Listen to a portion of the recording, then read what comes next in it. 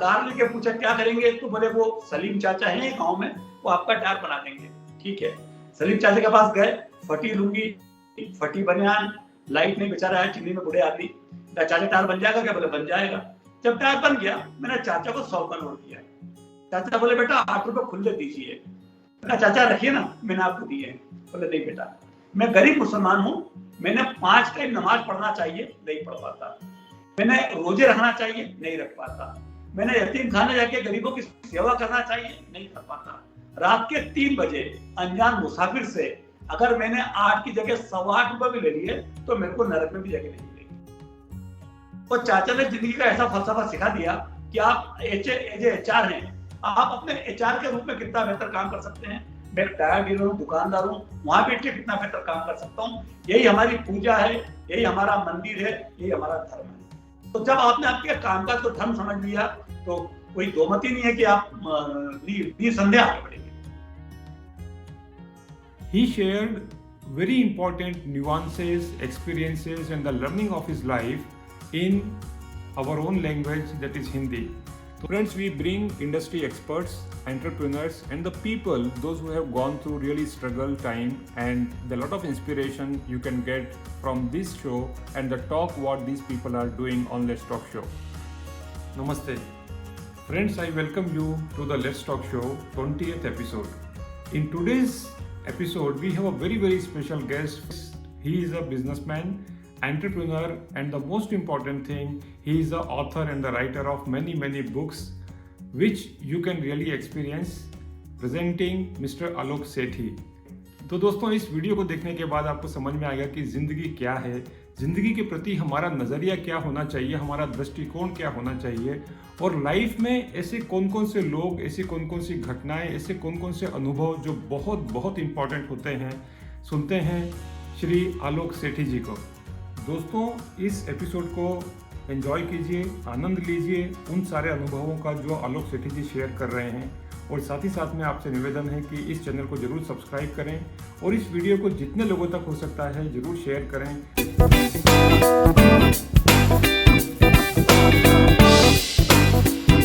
आलोक भैया, बहुत धन्यवाद इस ज्वाइन करने के लिए। और मेरे लिए आज बहुत खुशी का दिन है, क्योंकि 2 चीजें हैं। पहली जो भूमि है और खंडवा मध्य प्रदेश से किसी का पॉडकास्ट कर रहा हूँ पहली बार इस चैनल के ऊपर। और दूसरी चीज ये है कि सबसे खुशी की बात ये है कि मैं हिंदी में कर रहा हूँ, लेकिन पहली बार में, और मैं बेसिकली हिंदी भाषी हूँ, मेरी मातृभाषा हिंदी है, तो बड़ी खुशी होती है जब हिंदी में किसी से बात करने का मौका मिलता है। तो बहुत धन्यवाद आलोक भैया ज्वाइन करने के लिए इस वीडियो पॉडकास्ट में। आप खंडवा से ही हैं, और खंडवा शहर की पहचान है कि लोगों से है। जैसे किसी शहर की पहचान इमारतों से होती है, कहीं की वहाँ की मिठाइयाँ नदियों से होती है, पर इस शहर ने किशोर कुमार, माखनलाल चतुर्वेदी, दादा धुनी वाले से लोग दिए हैं। आप भी उस पीढ़ी में अगर आगे बढ़ते जाएं, तो उन लोगों में से जो खंडवा से बाहर गए, और बाहर जाके भी आपने, ठीक है, 4 में तो बड़ा काम कर ही रहे हैं, सारा इतना बड़े मुकाम पर है, बड़े पद पर है, पर उससे हट करके एक अपनी हॉबी या जो खंडवा की संस्कृति और संस्कार आपको विरासत में मिले, तो उसको आपने आगे बढ़ाया है। और कैसे लोगों से बात करें, मैं देखता हूँ आपके वीडियो यूट्यूब पे आपको देखता हूँ, तो कैसे लोगों तक पहुंच सकते हैं। तो यही अपने आप में जीवन की बात है कि हमारे कामकाज के अलावा हम समाज के लिए क्या कर पाते हैं। तो आप साधुवाद के पात्र हैं, बधाई के पात्र हैं कि इस तरह का काम कर रहे हैं और खंडवा का नाम रोशन कर रहे हैं। और आभार इसलिए कि आपने इस नाचीज को इस कार्यक्रम के लिए याद किया। तो भी एक छोटी सी समरी में आपकी जर्नी बताइए, अभी तक की यात्रा कैसी रही? देखिए, छोटी सी अगर बात करें तो मैं इस खंडवा शहर का बाशिंदा हूँ, और यहाँ से मैंने PG किया था कॉमर्स के अंदर। के बाद में जब परिवार की स्थिति कुछ बहुत बेहतर नहीं थी, या बचपन से भी ठीक थे, तो मैं अगर बात करूँ तो मेरा जन्म हुआ तो वो 1 कमरे का टीन का मकान था, जिसमें हम 4 भाई बहन थे। वहां से आगे बढ़ते आगे बढ़े। बाबूजी की शुरू से पढ़ाई में रुचि थी, तो सब भाई बहन पढ़ लिख गए। फिर जब ट्रांसपोर्ट और ट्रक का काम संभाला, ट्रक चलाए, ट्रक में साथ में चले, लेकिन उस काम में मुझे लगता था कि बाकी सब तो ठीक है, भाषा खराब हो जाएगी, तो एक जो है, और जीवन में आदमी की जबान के बहुत मायने, उससे ही आपकी पहचान होती है। तो फिर कुछ नया काम करने की सोची, टायर ट्रेड में आया, कुछ बाजार से कर्जा लिया और छोटे से स्केल से टायर ट्रेड में काम किया। आपको जान के अच्छा लगा कि हमारा जो संस्थान है हिंदुस्तान अभिकरण, वो आज तारीख में सेंट्रल इंडिया का सबसे बड़ा टायर संस्थान है। खंडवा के शहर में होकर के हम 5-6 प्रदेश में काम कर लेते हैं। भारत का सबसे पहला ISO टायर प्रतिष्ठान है वो। उसके बाद में थोड़ा से आगे बढ़े तो होंडा डीलरशिप लिया, होंडा में काम किया, कुछ इंफ्रा में काम किया, ऐसे कुछ रोजी रोजगार के अवसर मिलते गए। इस बीच में चूंकि खंडवा की भूमि जो है उसके हवा में साहित्य के पराग उड़ते रहते हैं। तो कुछ कोशिश उस तरह से की, तो कुछ पुस्तकें लिखना चालू करी, मोटा मोटी 15 पुस्तकें आ गई। यात्राओं का शौक था, जब दुनिया नापने निकले तो देखते देखते लगभग 200 प्लस फॉरेन ट्रिप हो गई, और बोल सकता हूँ कि 70-80 देशों की यात्रा करने का मौका मिला। कुछ सोशल काम कर लेते हैं, कुछ जी लेते हैं, मस्ती कर लेते हैं। बस एक छोटा सा परिचय है। आलोक भैया, आपके जैसे जो लोग हैं ना, मैं उनको बहुत लिमिटेड एडिशन मानता हूँ कि ऐसे कॉम्बिनेशन वाले लोग बहुत कम होते हैं। ऐसी क्या चीजें हैं जो आपको मोटिवेट करती हैं? देखिए, एक बात जो शुरू की थी आपने, मेरा मानना है कि प्रभु ने हम सबको कुछ न कुछ क्षमता दी। हम जो इंसान है उसमें चींटी को सुनने की क्षमता दे दी, मकड़ी को जाला बनाने की क्षमता दे दी। सबकी अपनी अपनी रुचियां हैं इस पे। तो अगर ये जीवन की आपाधापी में, करियर के अंदर दौड़ में, अगर आपने आपकी रुचि को बचा लिया, गाना हो सकती है, बजाना हो सकती है, लिखना हो सकती है, बागवानी हो सकती है, तो मेरा मानना है कि जीवन में दिन भर में घंटे 2 घंटे या हफ्ते भर में कोई आधा दिन या महीने भर में कुछ समय हमको अपनी उस रुचि को देना चाहिए। वो आपको लगातार मोटिवेट करती है। और जिंदगी में खुशियां तो हमारे आसपास बिखरी पड़ी है, हम रोने का तो बहाना ढूंढ लेते हैं, हंसने का बहाना छोड़ देते हैं। तो अगर इस जिंदगी में समझो खुशियां ढूंढ ली, हंसी ढूंढ ली और अपनी रुचि को, अपनी हॉबी को बचा के रखा, तो मेरे को लगता नहीं कि हमको मोटिवेशन की कमी है। बहुत बढ़िया बात बताई आपने कि हम रोने के बहाने ढूंढ ढूंढ के निकाल लेते हैं, लेकिन हंसने के जो कारण है वो हम कहीं ना कहीं भूलते चले जा रहे हैं। और आज की जनरेशन में हम सब लोगों को ये चीज याद रखना चाहिए कि भगवान ने हमको जन्म दिया है खुश रहने के लिए। हमारे पास इतनी सारी चीजें जो भी हैं, तो अंग्रेजी में किसी ने कहा है कि it's not important what you don't have, the important thing is what you do with what you have. जो बिजनेस में होते हैं, काम कर रहे होते हैं, लेकिन उनकी पर्सनल लाइफ बहुत डिस्टर्ब होती है। और बहुत सारे लोग जो पर्सनल लाइफ मैनेज करने जाते हैं तो उनका जो जॉब है, जो उनका बिजनेस है, वो डिस्टर्ब है। आप ऐसा क्या बताना चाहेंगे, कुछ ऐसी गाइडलाइन देना चाहेंगे लोगों को कि ताकि वो अपनी पर्सनल लाइफ और प्रोफेशनल लाइफ में कॉम्बिनेशन ठीक तरीके से रख पाए? देखिए, घंटे सबके पास 24 ही हैं, किसी के पास कोई 26 घंटे नहीं है ना। और चाहे हम ऊपर से चालू हो जाए, नीचे तक आ जाए, तो सबके पास इतना ही समय था। अब इसमें जिंदगी का नाम भी बैलेंस है, मध्य मार्ग सबसे उपयुक्त है। तो गति और संतुलन के बीच का नाम जिंदगी है। हमको अपने व्यापार को देखना पड़ेगा, क्योंकि दुनिया में पहचान तो उसी से है जो आप बात कर सकते हैं कि भाई सब पूछेंगे आप कैसे हैं जब तक आप में आपके जेब में पैसे हैं, और कोई ना पूछेगा आपका हाल जब आप हो जाएंगे कंगाल। तो पैसा जरूरी है, वो तो सबसे पहले काम का जरूरी है, लेकिन उसके साथ में परिवार। अगर मालूम पड़ा पैसा कमाया, परिवार छूट गया। और कोविड के पीरियड में हमने देखा कि यही वो लोग थे जो हमारे दुश्मन रह रहे। जब आप हॉस्पिटल में भर्ती होते हो, जो आईसीयू के बाहर 4-6-8 लोग बैठे होते हैं, वही आपके अपने हैं, उन्हीं से आपकी पहचान है, उन्हीं से आपका जीवन है। भाई लोगों के लिए आप व्यक्ति हो, लेकिन परिवार के लिए आप पूरी जिंदगी हो, तो उनको हमको समय देना पड़ेगा। इस बीच में जो मैंने बात की थी आपकी हॉबी के लिए, अपनी खुद के लिए, हमको उसका समय देना पड़ेगा। तो मिलता है समय, इसमें वो चीज हमको जरूर छोड़ना पड़ेगी जो हमारा टाइम पास करती है, टाइम खराब करती है, जो लगता है कि यहाँ टाइम की बर्बादी। अगर मैं लिख पाता हूँ तो उसके पीछे कारण है कि मैं साल भर में टीवी, हमारा 365 दिन में खाली 300 मिनट 65 मिनट ही हम लोग टीवी देख पाते होंगे, देखते हैं, वहां समय बचाते हैं। सोशल मीडिया पर हूँ, फेसबुक पर लगभग मेरे 35-40 हजार फॉलोअर्स है, लेकिन वहां पर भी कितना समय देना तय है, व्हाट्सएप पर कितना समय देना तय है। तो आपने अगर टाइम बॉक्सिंग कर लिया कि मेरे को सुबह फिटनेस के लिए 1 घंटा देना मैंने देना है, मेरे को सोशल मीडिया के लिए 1 घंटा देना मैंने देना है, इतना समय मेरा व्यापार का, इतना समय परिवार का, इतना रिलेशन का। आपने अगर टाइम बॉक्सिंग अगर उसको बांट लिया और उस पर आपका डिसिप्लिन आ गया, अनुशासन आ गया, तो कोई दिक्कत नहीं मेरे ख्याल से कि समय की कोई कमी आवे। हम उदाहरण देखने जाए तो रविन्द्रनाथ टैगोर एक ऐसे व्यक्ति थे जिन्होंने 3 देशों पर राष्ट्रगीत लिखे। रविंद्र संगीत की बात करो तो आज दुनिया माना जाता है, साहित्य में जब लिखने का तो नोबेल पुरस्कार लिया है, एजुकेशन में तो शांति निकेतन दुनिया के सामने एक अजूबा बन गई। जब वो 60 की उम्र में पेंटिंग बनाने निकले तो दुनिया के बड़े पेंटरों का नाम शुमार है। वास्तु की उनकी बड़ी रुचि थी, तो शामली नाम से कुटिया उन्होंने खुद की बनाई। तो एक व्यक्ति अपने जीवन में सारे काम कर सकता है, ऐसे हजार उदाहरण हमारे सामने हैं। बहुत बढ़िया, बहुत ही सरल तरीके से आपने इसका जवाब दिया। 2 इंपॉर्टेंट शब्द हैं, एक है व्यापार और दूसरा है व्यवहार। हमारा स्लोगन है, पैसे के इस दौर में प्यार की एक दुकान। तो मेरा मानना है, जो आपने व्यवहार शब्द बोला तो इसके बड़े मायने हैं। एक मेरा संडे का फंडा था कि आदमी एक दुकान है और जबान उस पर लगा हुआ ताला। आदमी एक दुकान है और जबान उस पर लगा हुआ ताला। ताला खुलते ही मालूम पड़ जाता है कि दुकान कोयले की है कि दुकान सोने की है। तो आप अपनी बात कैसे रखते हैं? आप किसी को आओ बोलो या आइए बोलिए, जाओ बोलो या जाइए बोलिए, खड़े होकर आपने बात कर ली, कोई अच्छा आदमी आया उसको गेट तक आप छोड़ने चले गए, कोई आप शर्मा जी आए तो चाय का कप हाथ से उठाकर दे दिया। बहुत छोटी छोटी चीजें हैं जो आपके व्यवहार को लोगों से अलग हटाती है। बात नंबर 1। बात नंबर 2, हमारी दुकान में एक तख्ती लगी हुई है सारे प्रतिष्ठान में, उस बोर्ड पर लिखा हुआ है कि इस संस्थान में आने वाला सबसे महत्वपूर्ण व्यक्ति है हमारा ग्राहक। तो मुख्यमंत्री आ जावे, हमारे दामाद आ जावे, सामने ग्राहक आ जाए तो सबसे पहले कस्टमर है। ये भी सीखा कैसे? कई बार जीवन में बड़े छोटे छोटे जो आम लोग हैं वो आपको जीवन का बड़ा फलसफा सिखा जाते हैं।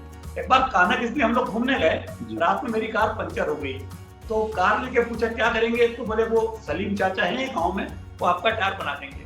ठीक है, सलीम चाचा के पास गए, फटी लुंगी, फटी बनियान, लाइट नहीं बेचारा है, चिन्नी में बूढ़े आदमी, चाचा टायर बन जाएगा क्या? बोले बन जाएगा। जब टायर बन गया, मैंने चाचा को 100 का नोट दिया। चाचा बोले बेटा 8 रुपए खुले दीजिए। मैंने चाचा रखिए ना, मैंने आपको दिए। बोले नहीं बेटा, मैं गरीब मुसलमान हूँ, मैंने 5 टाइम नमाज पढ़ना चाहिए, नहीं पढ़ पाता, मैंने रोजे रखना चाहिए, नहीं रख पाता, मैंने यतीम खाने जाके गरीबों की सेवा करना चाहिए, नहीं कर पाता। रात के 3 बजे अनजान मुसाफिर से अगर मैंने 8 की जगह 8.25 रुपए भी ले लिए तो मेरे को नरक में भी जगह नहीं मिलेगी।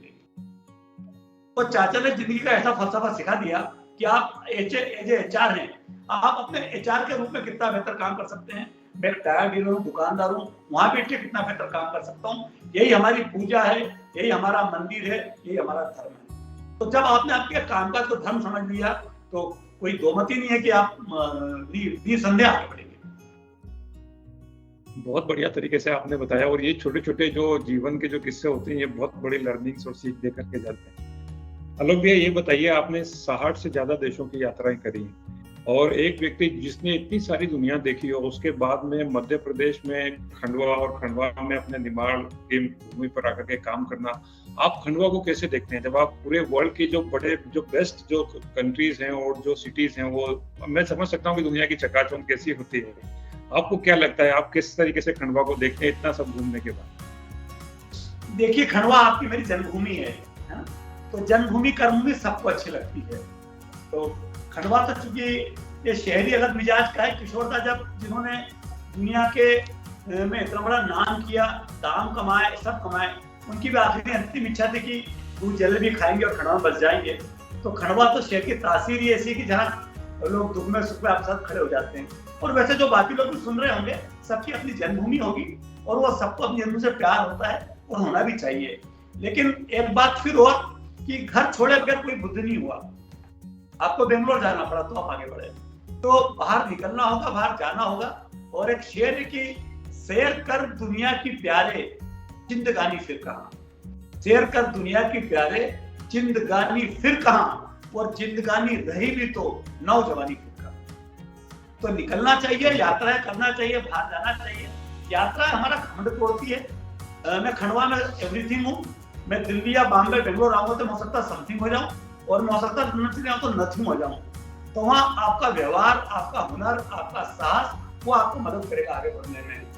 खंडवा में हो सकता है, खंडवा के कलेक्टर साहब, एसपी साहब, विधायक, सांसद जानते हैं तो मेरे को तवज्जो दे देते होंगे।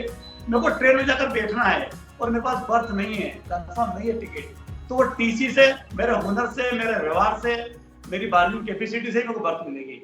तो जब आप बाहर से बाहर निकलते हो तो आपके सारे घमंड टूटते हैं, सारे पूर्वाग्रह टूटते हैं। आपको समझ में आता है कि इतनी बड़ी दुनिया में मैं कितना छोटा आदमी हूँ, और दुनिया में कितने अच्छे लोग पड़े हैं जिनके पास सब कुछ होकर भी कितने सरल हैं, कितने विनयशील हैं। तो यात्राओं का हमेशा पक्षपाती हूँ, और मेरा मानना है कि जीवन में यात्राओं से बड़ा स्कूल कोई नहीं।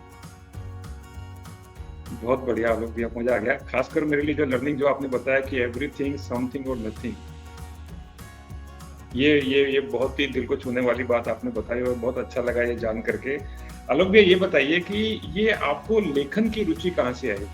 ये जो एक साहित्यकार का जो एक फुट है आपके अंदर, ये कैसे इंटरेस्ट डेवलप हुआ? और आप इतनी अच्छी अच्छी किताबें, मैं अभी देख रहा था आपके बारे में, जो किताबें आपने लिखी हैं, काफी इसके जो शीर्षक हैं वो भी बड़े मतलब ऐसे लगते हैं कि दिल को छूने वाले, मतलब रोजमर्रा के बातों में जो चीजें होती हैं उसके बारे में आपने लिखा है। तो ये इसके बारे में कुछ बताइए, कहाँ से ये रुचि और ये इंटरेस्ट आपने डेवलप किया?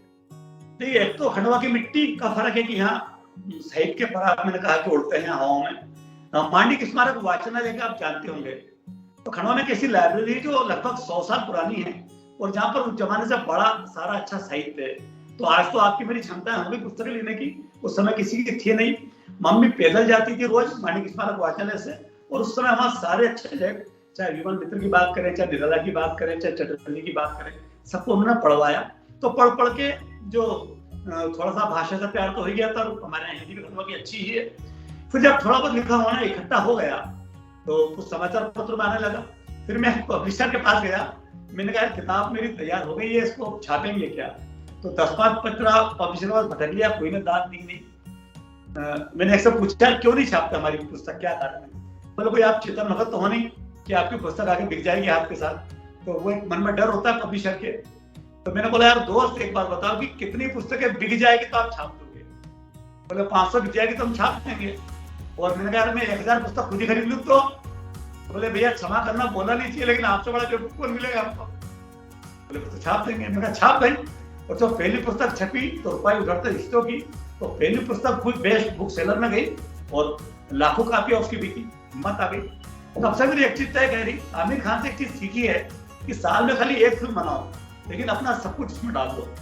तो हर साल एक पुस्तक आती है, उसके दिन भी तय कि 24 सितंबर को आती है, डेडलाइन तय कर ली, और 15 सालों से लगातार पुस्तकें आ रही है और लोग पसंद करते हैं, पाठक पढ़ते हैं, ये अच्छी बात लगता है। दूसरा जो एक ख्याल किया पुस्तक में, हमारे साहित्य बिरादरी के सारे लोग हैं, मैं तो सबसे बात करना चाहता हूँ कि एक चीज हमसे छूटती है।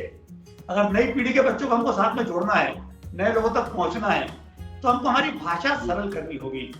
हम आदित्य लिख दें, दिनमान लिख दें, भास्कर लिख दें, उससे बेहतर हम सूरज लिखें, पहली बात। दूसरा, कम शब्दों में बात खत्म करना पड़ेगा। वो बहुत लंबी पुस्तकें चल जाए, मोटी पुस्तकें चल जाए, लोग पढ़ने को टाइम नहीं है। तो अगर भाषा सरल है आपकी और आप कम शब्दों में अपनी बात खत्म कर देते हो तो लोग पढ़ते हैं आपको, और आज भी हिंदी साहित्य से लोगों का अनुराग है। बहुत बढ़िया। अलग भैया, दो ऐसे किस्से बताइए जो आपके लाइफ में ऐसे दो चैलेंजेस आपने देखे हों, दो मुश्किलें जो, और उसको कैसे आपने ओवरकम किया। ऐसे कोई भी दो किस्से जो आपको अभी तुरंत में दिमाग में याद आते हैं। हमारी दुकान में आग लग गई थी, फायर हो गया था एक बार, पूरी दुकान खत्म हो गई थी। तो बाकी लोग आए, कुछ पानी से आग बुझा रहे थे, कुछ कर रहे थे। एक हमारे सामने रहते थे व्यक्ति, सज्जन बेचारा, हमेशा याद करते थे, जा भी नहीं पाते थे। उसने हाथ में पानी की ट्रे ले ली और वो सारे लोगों को पानी पिलाया। बाद में तो घर में उसने अपना दूध कोल्ड ड्रिंक बनवाया, सबको दूध पिलाया। तो मुझे ऐसा लगा कि यार देख करके आपके पास जब किसी के पास मुसीबत आई है और उस समय आप किसी किसको मदद कर पाते हो, उससे मदद करना चाहिए, काम आना चाहिए। वह तो शेर होता है कि बनेंगे रंग किसी पर तो डाल कर देखो, और तुम्हारे दिल की चुभन भी जरूर कम होगी किसी के पांव से कांटे निकाल कर देखो। तो जीवन में आप कैसे लोगों के काम आ सकते हैं, कैसे मदद कर सकते हैं, वो मौका कभी छोड़ना नहीं चाहिए। दूसरा, एक बार हमारे पीछे एक किराएदार थे, तो मकान मालिक ने केस जीत लिया और वो सामान लेके आ गए, पुलिस को लेके आ गए, सामान बाहर फेंक रहे थे। तो उतने में उनका लड़का, पहले मकान मालिक ने और किराएदार ने बहुत रिक्वेस्ट करी कि साहब समय दे दीजिए, 2 महीने का, 4 महीने का, 6 महीने का। बोले साहब 1 दिन का समय दूंगा नहीं, मना करके मकान मालिक बड़ी मुश्किल में केस जीता था। इतने में किराएदार का लड़का आया और कहा साहब बाबूजी मेरे को 1 सप्ताह का समय चाहिए। तो मकान मालिक ने बोला 1 महीने का समय, पर बेटा खाली कर दे दो। मैंने पूछा, मैंने कहा बाबूजी आप पहले तो उनको 1 दिन का समय दे नहीं रहे थे, इस बच्चे ने बोला और आपने इनको 1 महीने का समय दे दिया, क्या कारण है? बोले जब हम केस लड़ने साथ में जाते तो ये बच्चा मेरे साथ टेम्पो में जाता था बैठ करके, और जब टेम्पो वाला पैसे मांगता था मुझसे किराए के दोनों से, तो ये आठाने मेरे और आठाने खुद के, ऐसा 1 रुपया उस टेम्पो मालिक को देता था। तो इसने जीवन भर मेरे को पैसे देने नहीं दिए, इसका कर्जा है मेरे ऊपर। तो संदेश ये मिला कि चाहे कोई दुश्मन भी हो, सामने भी हो, आप अपनी तरफ से नेकी करते रहिए, उसका बदला आज नहीं तो कल मिलेगा और बड़ा मिलेगा। क्या बात है आलोक भैया, बहुत शानदार, बहुत बढ़िया तरीके से बताया आपने। ये बताइए आलोक भैया कि ये जो यंगस्टर्स हैं, जो जनरेशन है, अभी बहुत सारे चीजें चेंज हो रही हैं, परिवर्तन ज्यादा आ रहा है, और सोशल मीडिया का इफेक्ट देखें आप, जो चीजें जो है बहुत तेज गति से बदल रही हैं, उनके लिए आप क्या सुझाव देना चाहेंगे? उनको अगर अपना करियर बनाना है, समाज में मान मर्यादा प्रतिष्ठा उनको लेना है, तो कुछ सजेशंस यंगस्टर्स के लिए। एक शेर होता है शेर साहब का कि परों को खोल जमाना उड़ान देखता है और जमी पर बैठ करके आसमान देखता है। इस शेर में एक शब्द आता है हुस्न। हुस्न का मतलब सिर्फ चेहरा नहीं होता है, आपका पावर, आपका पैसा, आपके घर का सारा होता है। तो शेर सुनाता हूँ फिर से कि परों को खोल जमाना उड़ान देखता है, जमी पर बैठ करके आसमान देखता है और मिला है हुस्न तो उस हुस्न की हिफाजत कर, संभल कर चल, तुझे सारा जहान देखता है। तो सबसे पहली बात तो ये मान के चले कि आप पर सारी दुनिया की नजर है। आप हर नई पीढ़ी के बच्चे हो या पुरानी पीढ़ी के बच्चे हो, तो अपने आप को आप कैसे ब्रांड बना सकते हो, आपका फेसबुक पोस्ट क्या है, आपका स्टेटस क्या है, आप कपड़े कैसे पहन रहे हो, आपका सलीका क्या है, आपका कैरेक्टर क्या है, इस पर हमको लगातार काम करना पड़ेगा।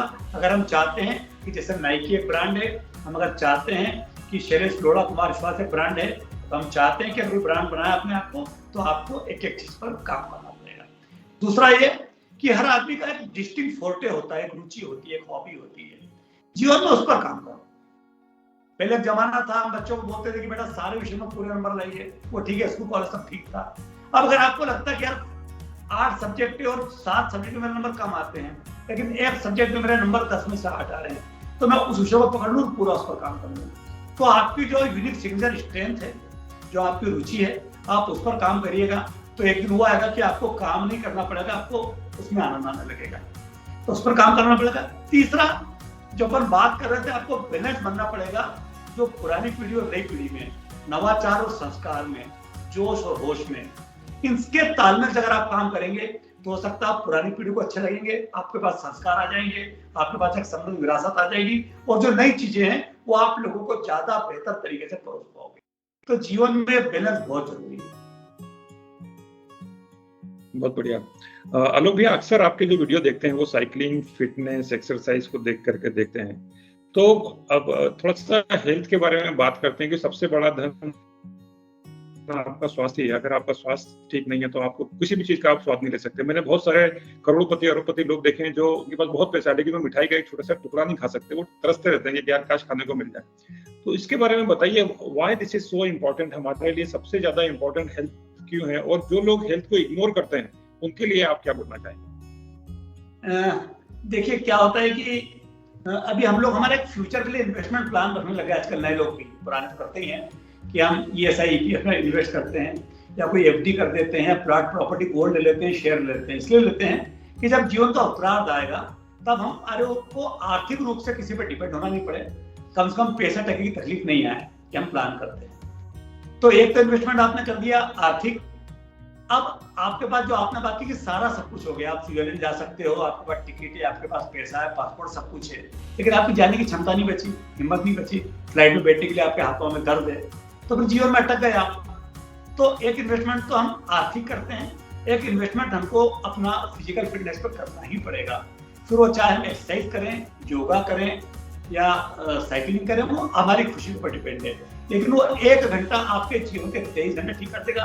और खैर आज कोई दिक्कत नहीं, जवानी में कोई दिक्कत नहीं होती है, आप कितने वजन कर लीजिए, कितनी दारू पी लीजिए, कितना सो लीजिए, कोई फर्क नहीं पड़ता। लेकिन एक जब जीवन का उत्तरार्ध आता है, और मेरा मानना है कि जीवन में इसका बुढ़ापा अच्छा, उसकी जिंदगी अच्छी, जवानी सबकी अच्छी होती है, टाइम तो अच्छा बीत जाएगा। तो फिटनेस पर हमको काम इसलिए करना चाहिए कि हमारे जीवन का वो जो आखिरी 10 साल है वो बराबर बीते। और 3 या 4 छोटी छोटी चीजें जो आपको हमको पता है, पहली बात तो ये तय कर ले कि खाना क्या है। तो सबको आजकल कैलोरी चार्ट पता है, सबको पता है कि मैं 1 कप आइसक्रीम खा लूंगा, माने 400 कैलोरी अंदर कर रहा हूँ, इसको बर्न करने में जान निकल जाएगी। तो क्या खा रहे हैं वो तय कर लीजिए। दूसरा, कोई भी एक्सरसाइज करिए 1 घंटा, चाहे जो आपको पसंद हो। नंबर तीसरा, कम से कम 7 या 8 घंटे की नींद जरूरी है। तो ठीक है, सुबह तो आपको जब उठना ही पड़ेगा, रात को हम जल्दी सोने लगा काम कर लें। और चौथा और आखिरी, एक मेरा लेजर टाइम क्या है, मेरे को क्या अच्छा लगता है। जैसे आपको लोगों का इंटरव्यू लेना अच्छा लगता है, मुझे लिखना अच्छा लगता है, किसी को गाना अच्छा लगता होगा, तो एक वो समय मेरा है, तो उसमें मैं टाइम दूँ। ये 4 चीज पर ख्याल कर लिया तो मेरे ख्याल से हेल्थ और फिटनेस कोई दिक्कत किसी के आना नहीं चाहिए। थोड़ी सी गहराई में जा रहा हूँ मैं। तो बहुत सारे लोग पैदा होते हैं, काम करते हैं, शादी होती है, पढ़ाई लिखाई करते हैं, व्यापार करते हैं और चले जाते हैं, लेकिन वो इस पूरी जर्नी में, इस पूरे सफर में वो जो पर्पस है, वो नाम की चीज, वो केवल पता नहीं, कुछ लोग तो सोचते भी नहीं है, कुछ लोग सोचते हैं, कुछ लोग सोचने के बाद में शायद कुछ कर पाते हैं। जैसे मैं आपके बारे अगर मैं एक एग्जांपल लेता हूँ, जैसे आप सब कुछ करते हैं, उसके बावजूद आपके चेहरे पे एक प्रसन्नता रहती है, एक खुशी रहती है, एक मुस्कुराहट रहती है और एक सेंस ऑफ अचीवमेंट होता है, राइट? तो ये जो पर्पस है जीवन का, ये थोड़ा सा इसके बारे में बताइए, कैसे ढूंढा जाए? बहुत सारे लोग होते हैं जो स्ट्रगल करते रहते हैं, उनको समझ में नहीं आता कि क्या करना है, कैसे करना है। देखिए, जीवन में टू डू लिस्ट बहुत जरूरी है ना, जिस पर काम करना। लोग नहीं लिख पाते हैं, लिखना चाहिए पहली बार, और उसे सार्वजनिक करना चाहिए, खासकर अपनों के बीच में, कि भाई मेरा आज का टारगेट क्या है, मैं आज क्या करना चाहता हूँ, मेरे पास इस महीने के टारगेट्स क्या हैं, मेरे पास इस साल के टारगेट क्या है, मेरे पास 10 साल के टारगेट क्या है, और मेरी जिंदगी का टारगेट क्या है, मेरा लक्ष्य क्या है, उसको लिखूं। तो इसमें सारे तरह के लक्ष्य आ गए। जो एक उम्र होती है आपकी शुरू की, तो एक बड़ा अच्छा शेर है कि होते हैं हर उम्र के शौक जुदा जुदा, होते हैं हर उम्र के शौक जुदा जुदा, खिलौने माशूका रसूख और खुदा। तो आपको चारों एज की प्लान करना पड़ेगा। जब एक एज आपकी आ जाती है 40-50 की, तो फिर आपको अपने रसूख पर काम करना पड़ेगा। तो रसूख किन चीजों से आएगा, आपका ब्रांड कैसे आएगा, आपकी गुडविल कैसे आएगी, और आखिर में खुदा कि आप कैसे अपने जीवन को सफल करेंगे। और धर्म का किसी दार्शनिक से पूछा मैंने कि यार बॉस, धर्म क्या, मुझे एक लाइन में समझाइएगा बस। तो उसने बड़ी अच्छी बात कही कि आपके कर्तव्यों का सच्चा निर्वहन ही धर्म है।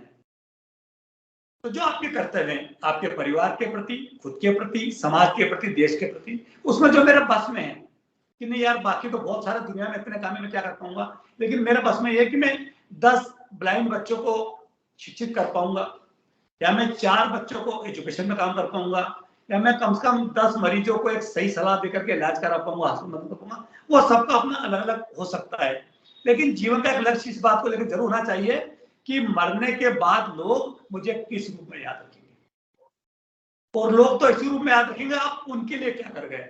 परिवार के लिए तो सारे लोग करते हैं, हम सबके घरों में अपने अपने पिताजी दादाजी की फोटो टंगी है। आपकी फोटो लोगों के दिलों में अंकित हो, शहर में अंकित हो, देश में अंकित हो, और कर सकते हैं, कर पाते हैं। कि आज के दौर में कोई बहुत कठिन काम बचा नहीं। आपको और हमको प्रभु ने इतना सरल सम्मत तो बना दिया है कि हमने साथ में कोई एक व्यक्ति को लेकर चल सकते हैं, चलना चाहिए। बहुत बढ़िया आलोक भैया। आलोक भैया, 4-5 प्रकार की चीजें हैं, उसको बोलते हैं level of consciousness. Consciousness level का जो लेवल होता है, भगवान श्री कृष्ण ने भगवत गीता में बोला है कि बहुत सारे लोग होते हैं जो केवल अपने खुद के बारे में सोचते हैं। कुछ लोग ऐसे होते हैं जो खुद के बारे में सोचने के अलावा अपने परिवार के बारे में सोचते हैं। कुछ होते हैं जो समाज के बारे में सोचते हैं। कुछ होते हैं जो अपने समाज के अलावा अपने जो राष्ट्र है उसके बारे में सोचते हैं, और बहुत कम लोग ऐसे होते हैं जो पूरे ब्रह्मांड के बारे में, यूनिवर्स के बारे में, संसार के बारे में सोचते हैं। तो आपने जो बात बोली, बहुत अच्छा लगा जान करके कि आप कितना बड़ा सोचते हैं और आप कितना बड़ा कर सकते हैं, वो इम्पोर्टेंट है। तो आलोक भैया, खंडवा में, मध्य प्रदेश में एक आपकी बहुत अच्छी जान पहचान है, प्रतिष्ठा है, अगला गोल क्या है? अभी 60 साल में 58 का हो गया हूँ, है ना। और मैं इस मामले में स्वार्थी हूँ। मेरा मानना है कि पहले स्वयं सेवा फिर समाज सेवा। मैंने ऐसा बहुत सारे लोग देखे जीवन में जिन्हें समाज सेवा के लिए अपने आप को समर्पित कर दिया, और आखिर में उनके दिन बड़े खराब गए, हाल बड़े खराब गए, है ना। और ऐसे भी लोग हैं जिन्होंने पूरा जीवन खुद के स्वार्थ में बिता दिया और फिर घर में ही रह गए, कहीं बाजार में कोई किसी ने याद नहीं किया। तो मेरा पहला मानना है कि सबसे पहले आप अपने परिवार को, अपने घर को और खुद को सेट कर रहे हैं, है ना। बच्चों की एजुकेशन, उनकी शादियां, आपके कामकाज, आपका फ्यूचर का प्लानिंग, आपकी पैसिव इनकम कि जितना बूढ़े होंगे तो आपको बिना काम की इनकम कैसा है, इन सब पर आप काम कर लीजिए। और इनके बाद में फिर अगला गोल। तो मैं 58 का हो गया हूँ, 2 साल तक तो और पूरा फुल फ्रेश काम करूंगा, फिर इसके बाद मैं बाहर निकलूंगा यहाँ से। और फिर 2 साल तक मेरा जो उसके आगे प्लान है कि चूंकि मेरी रुचि जो है वो साहित्य में है, बोलने में है, तो मैं इसके लिए क्या कर सकता हूँ, कैसे लोगों को रोजगार से लगा सकता हूँ। चूंकि सबकी अपनी अपनी ताकत है, कोई अस्पताल में जाकर सेवा कर सकता है, कोई बाकी मस्जिद के लिए काम कर सकता है। मुझे ऐसा लगता है कि मेरा डिस्ट्रिक्ट होटल व्यापार है, कामकाज है, फैला सकता हूँ। तो मैं कैसे लोगों को रोजगार के रूप में लगा सकता हूँ। मेरा मानना है कि किसी को गेहूं का 1 बोरा दे दो, 10 बोरे दे दो, आदमी कल खत्म हो जाएंगे। आपने उसको गेहूं उगाना अगर सिखा दिया तो हो सकता है फिर वो 10 के लिए काम करे। तो कुछ इस तरह से काम करने का मन है कि कैसे अलग अलग जगह जा करके लोगों को अपन रोजगार से लगाएं, मदद करें और उनका काम चालू हो जाए, और फिर वो उसी मशाल को आगे बढ़ाते हुए हम 10 को करें और 10 100 को करें। तो कैसे जो इस देश में बेरोजगारी की दिक्कत है, लोगों के पास काम की दिक्कत है, या सारे साधन है, सारे हुनर है, फिर भी एक काम करने की हिच है, तो उस हिच को कैसे तोड़ें और उसको काम से लगाएं। हमेशा अनेकांतवादी रहा हूं, है ना, और मेरे बहुत सारे गुरु हैं। मेरा कोई एक गुरु नहीं है या कोई 3 नहीं है। मेरा मानना है कि बंद घड़ी भी दिन भर में 2 बार सही टाइम दे देती है। तो हर व्यक्ति में गुण है, हर व्यक्ति में हुनर है। तो मैं 2 या 3 या 5 की गिनती करूंगा, 10 की गिनती करूंगा, तो उन हजार लाखों लोगों को के साथ अन्याय करूंगा जिनसे जीवन में मैंने बहुत सीखा है। तो मेरी एक पुस्तक भी आई थी, बोने कद के ऊंचे लोग। उसमें उन लोगों की बात थी जो मैंने कहा था कि दुनिया की नजर में आम थे, मगर जीवन के बड़े खास फलसफे सिखा गए। तो ये खड़वा पूरा शहर या पूरी दुनिया में से हजारों लोग पड़े हैं जो आपको एक न एक तो जिंदगी का एक अच्छा हुनर दे जाते हैं। तो मेरा मानना है सबसे सीखिए, सब में एक न एक गुण है। और चूंकि प्रभु ने हमको वो हंस तो नहीं बनाया राजहंस के हम दूध पी लें और पानी छोड़ दें, लेकिन फिर भी सबके पास कुछ न कुछ तो अच्छा है, हमको उनसे लेना चाहिए और हम लोग लेते रहते हैं। मगर फिर भी एक बात की, एक बार मेरी पुस्तक का विमोचन हुआ था इंदौर में और बहुत सारी भीड़ लगी थी, बड़ा सक्सेस विमोचन था और ऑटोग्राफ लेने के लिए बड़ी भीड़ खड़ी हुई थी। तो एक दादा आए, खंडवा के थे वो, और बड़ी अच्छी बात बोल गए मेरे को, और मैं जीवन में हमेशा उसको याद रखता हूँ कि उन्होंने कहा कि बेटा बड़ा तुम्हारे सामने आज जितनी सारी पब्लिक आई है तो एक बात जरूर याद रखना। मैंने कहा बोलिए आदरणीय बाबूजी। कि उन्होंने कहा कि हो मुसीबत लाख पर यह ध्यान रखना तुम, हो मुसीबत लाख पर यह ध्यान रखना तुम, मन को भीतर से बहुत बलवान रखना तुम, और है बहुत संभव बना दे भीड़ तुमको देवता, मन के भीतर एक अदद इंसान रखना तुम। क्या बात है। मतलब ये कैसे याद रखते हैं आप चीजें बिल्कुल एकदम सही मौके पर सही टाइमिंग के साथ में। मतलब ये भी एक है ना, आपके तर्कश में जो बहुत सारा इकट्ठे जो तीर हैं वो निकाले, सारे मूल्य ज्ञान बड़े इंपॉर्टेंट है। आलोक भैया, लास्ट मैसेज जो आप हमारे दर्शकों को देना चाहते हैं, जो आप बताना चाहते हैं, anything you know which comes to your mind.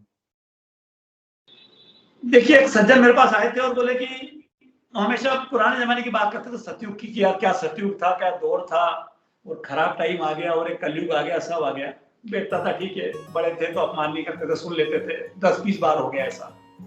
फिर एक बार मैंने उनको बिठाया, मैंने बेटी बोल दिया जी, मैंने कहा सतयुग था, भगवान कृष्ण रथ में चलते थे, मगर चारों तरफ से धूल आंधी आती होगी, गर्मी आती होगी, आज हम लोग एसी कार में चल रहे हैं, है ना। भाई पहले भगवान कृष्ण के 56 पकवान सुलभ थे, जिस शादी में जाओ 100-200 चीजें खाने की है ना। मैंने कहा पहले संजय था, उन्हें धतराष्ट्र को आंखों देखा सुनाई दिया, अब सबके जेब में मोबाइल है, पूरी दुनिया आपके साथ में है। राजा को दासियां चौर बढ़ाती होगी, अब सबके सर पे एसी लगा हुआ है। पहले भगवान राम अकेले पुष्पक में गए होंगे, सेना पैदल आई होगी, आज हर कोई देखो फ्लाइट में बैठ रहा है।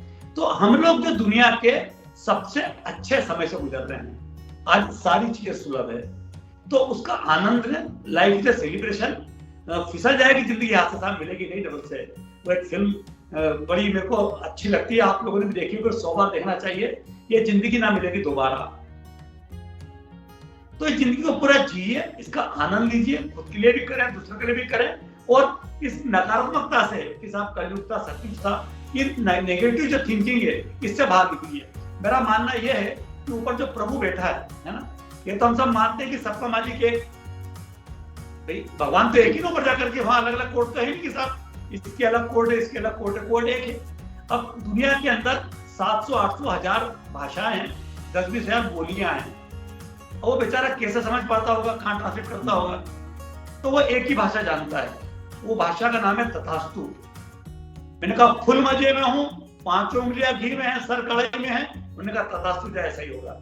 उन्होंने कहा बहुत दुखी हूं, परेशान हूं, बच्चे के ना नहीं मानते, उन्होंने तथास्तु सर ऐसा ही होगा। तो हम जैसा बोलते हैं, जैसा सोचते हैं, वैसा हो जाता है। तो खूब खुश रहिए, खूब अच्छा करिए, खूब जिंदगी को एंजॉय करिए, आपकी जिंदगी बड़े आनंद से गुजरेगी। बहुत बहुत धन्यवाद आलोक भैया, बड़ा अच्छा लगा आपसे बात करके। कोशिश करेंगे बहुत जल्दी हम खंडवा में मुलाकात करें और आपके साथ में फेस टू फेस बातचीत होगी, थोड़ा सा उसका स्वाद अलग होगा, उसका आनंद अलग होगा, और दिल से बड़ी प्रसन्नता होती है जब खंडवा में आप किसी से बात करते हैं, और लक्ष्मी का आशीर्वाद दोनों का प्राप्त है। तो कोशिश करेंगे जल्दी से मिलें आपके साथ में, और बहुत बहुत धन्यवाद इस पॉडकास्ट पे आने के लिए और अपने विचार शेयर करने के लिए। नहीं मिलते रहेंगे बराबर, आप भी आए धन्यवाद याद कीजिएगा। और वो इस शेर के साथ अपनी बात को खत्म करूंगा कि लोगों को कहते हैं सुना है अक्सर कि जिंदा रहे तो फिर मिलेंगे, लोगों को कहते हैं सुना है अक्सर कि जिंदा रहे तो फिर मिलेंगे, पर हमने महसूस किया है अक्सर कि मिलते रहे तो जिंदा रहेंगे। मिलते रहिए, याद करते रहिए संदीप जी, शर्मा जी, पंकज जी। बहुत बहुत धन्यवाद, thank you so much. Thank you.